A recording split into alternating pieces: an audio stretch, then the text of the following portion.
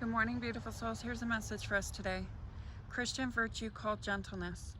Not only is our shepherd infinitely strong, but he is all the more admirable because he wields his power in ways that give life to his beloved. Let's bring gentle back.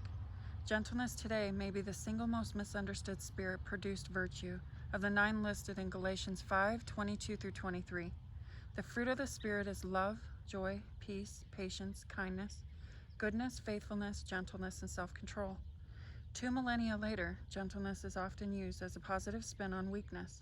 But gentleness in the Bible is emphatically not a lack of strength, but the godly exercise of power. Gentleness does not signal a lack of ability, but the added ability to steward one's strength so that it serves good, life-giving ends, rather than bad, life-taking ends. Violence is a destructive use of strength. Gentleness is its life-giving exercise. Take rain, for instance. Hard rain destroys life, but gentle rain gives life, Deuteronomy 32:2. Violent rain does harm, not good.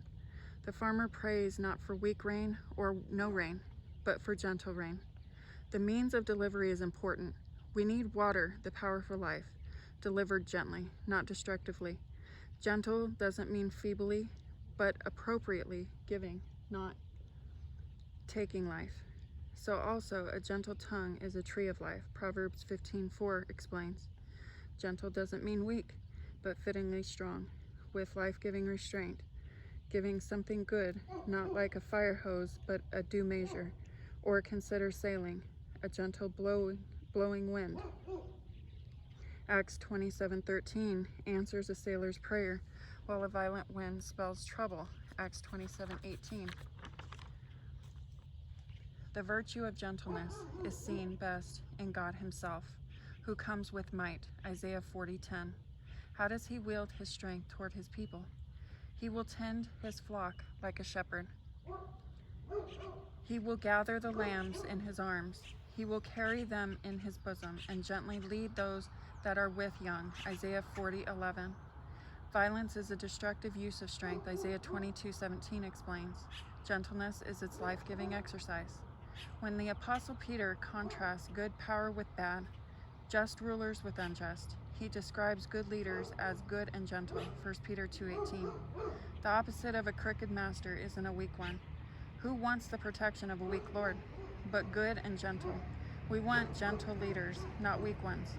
We want leaders with strength and power, not to use against us, to our harm, but to wield for our good, to help us, which is what makes the image of a shepherd so fitting in both the Old and New Testaments. Sheep are manifestly weak and vulnerable. They need strong shepherds, not weak ones. They need shepherds who are good and will use their power to help the sheep, not use and abuse them. Gentlemen for the church.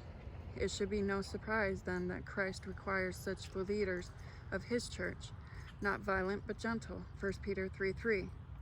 Among the 15 explicit qualifications for elders in 1 Timothy 3:2-7, 4 are negatives: not drunkard, not violent, not quarrelsome, not a lover of money. Perhaps the reason Paul doesn't provide the positive virtue of 3 of them is because none of them quite can be captured in one word.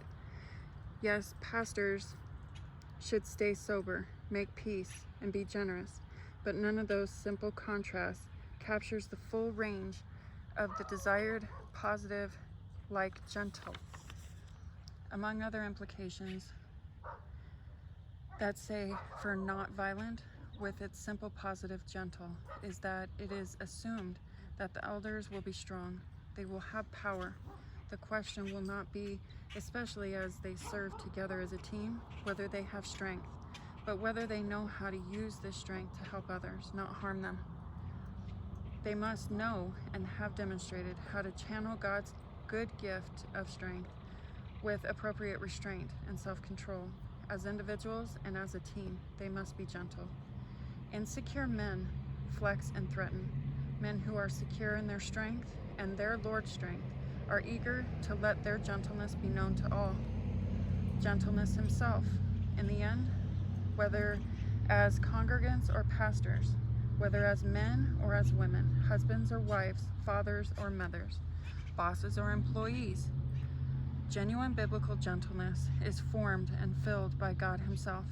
When we admire God's gentleness, and He is its paragon, we don't celebrate that He is weak.